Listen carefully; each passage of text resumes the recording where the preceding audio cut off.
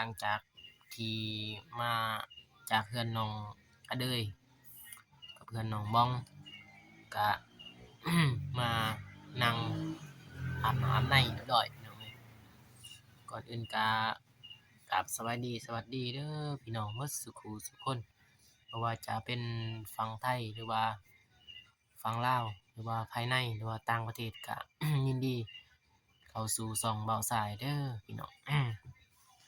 มื้อนี้เบาสายก็สิมีเรื่องราวดีๆพี่น้องทางดีๆ ของเบาสายนี่แหละพี่น้องมีผู้ใหญ่แม่ใหญ่เพิ่นฝากเงินมาให้พี่น้องทางแม่ใหญ่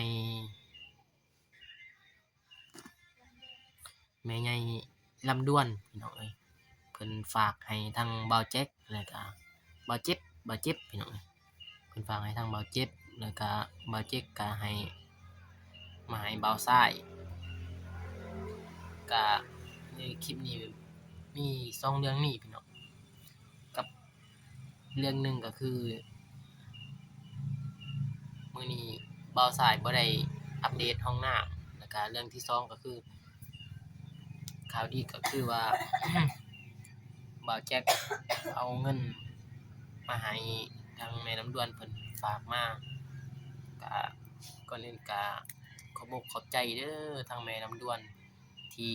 ฝากเงินมาให้บ่าวสายก็ จงให้แม่ลำดวนมีแต่ความสุขความเจริญเด้อให้มีสุขภาพแข็งแรงเบิ่งลูกเบิ่งหลานตลอดไปเด้อแม่ คลิปนี้ก็มีแต่ส่ำนี้แหละพี่น้องเอ้ยเพราะเบาสายมื้อนี้บ่ได้คลิปพี่น้องมีแต่ให้ทางเบามิกเพิ่นถ่ายเพราะว่าโทรศัพท์เบาสายมันเก็บความจำบ่ได้ก็เลยไปถ่ายพี่น้องก็เลยมาถ่ายตอนนี้ตอนค่ำๆพี่น้องหลังจากมาลงคลิปเบามิกแล้วก็เลยมาเฮือนมาซ่านพี่น้องเอ้ยก็มาอยู่เฮือนอยู่ซ่านนี่แหละพี่น้องจากกินข้าวกินน้ำแล้วก็ได้มานั่งพักเซา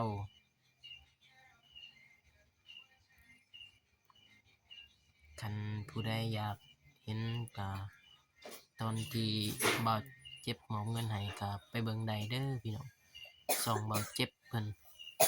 มีแต่แนวนี้แหละพี่น้องเอ้ยก็ขอบใจยิ่งหลายๆที่เป็นร่มโพร่มไทรให้ลูกได้เฮ็ดคลิปต่อๆไป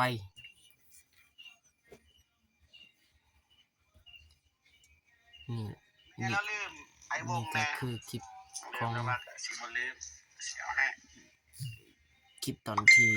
แต่ว่ากระเชิญได้มาหาน้องก็เด้อให้ซะ เรือนน้องก็เลยเบาสายบ่ได้อัปเดต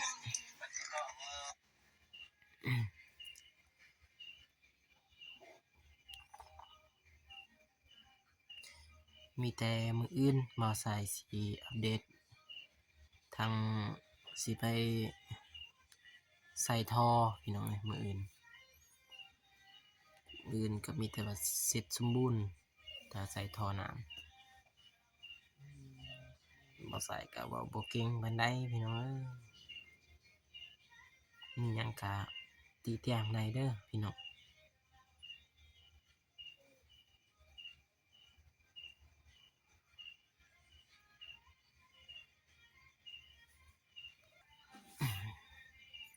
ฝากเป็นกำลังใจให้บ่าวสายแล้วก็บ่าวมิกหน่อยเด้อพี่น้อง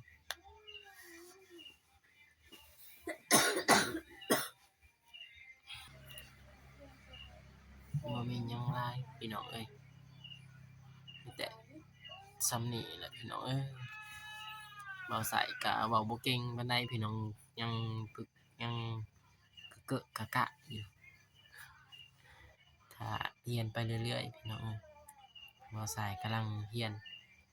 ประมาณเดือนได้เดือนแล้วพี่น้องก็ขอบอกขอบใจ FC เด้อที่ติดตามบ่าวสายก็ขอบมกขอบใจหลายๆที่ติดตามบ่าวสายเฮ็ดให้มีกำลังใจเฮ็ดคลิปอีกต่อๆไปข บอกขอบใจพ่อแม่ให้น้องลุงป้าอ้าพ่อแม่ขอบอกขอบใจหลายมื้อนี้มี2เรื่อง3เรื่องนี่แหละพี่น้องเอ้ยขอมาขอบใจ FC แน่ขอบใจเด้อที่เข้ามาติดตามชมช่องเบาสาย Channel ก็ให้พี่น้อง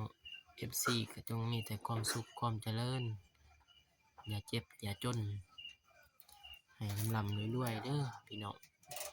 เบาสายก็เว้าหยังก็บ่ทันเก่งดอกพี่น้องเอ้ยมีหยังก็บอกสอนเบาสายได้เด้อพี่น้องเพราะเบาสายก็กำลังเรียนบ่ทันได้หลายเดือนพี่น้องมีแต่เดือนปลายประมาณเดือนนิดๆนั่นแหละพี่น้องเบาสายเฮ็ดคลิปเพราะว่า บ่มีหยังหลายพี่น้องเอ้ยมีแต่ส่ำนี้แหละออกมาขอบอกขอบใจทางแม่ลำดวนที่ฝากเงินมาให้เบาสายมีกำลังใจกำลังแรงในการเฮ็ดคลิป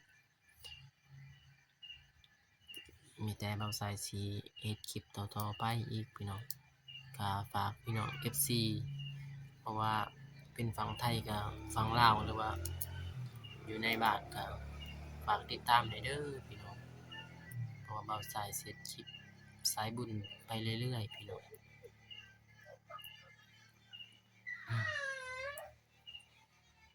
มีแต่แนวนี้แหละพี่น้องเอ้ยออกมาเล่าเรื่องราว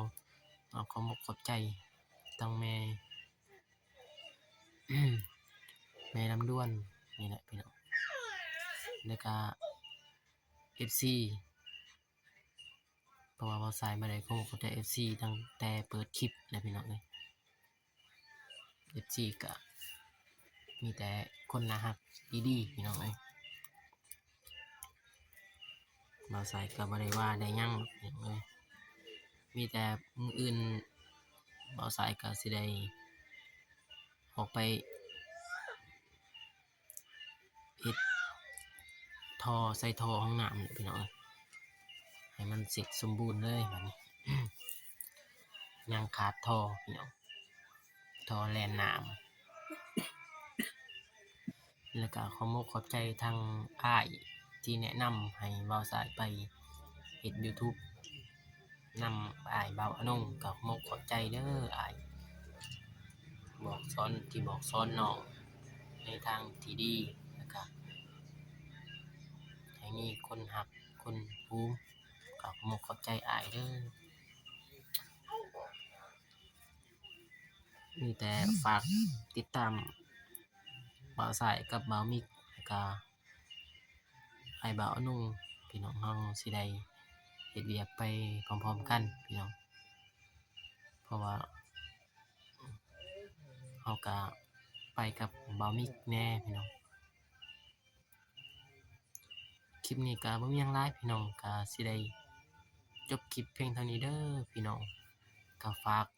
เป็นกำลังใจให้เบาสายเฮ็ดคลิปต่อๆไปก่อนอื่นก็ขอบอกขอบใจเด้อทาง FC บ่ว่าจะเป็นฝั่งไทยหรือว่าฝั่งลาว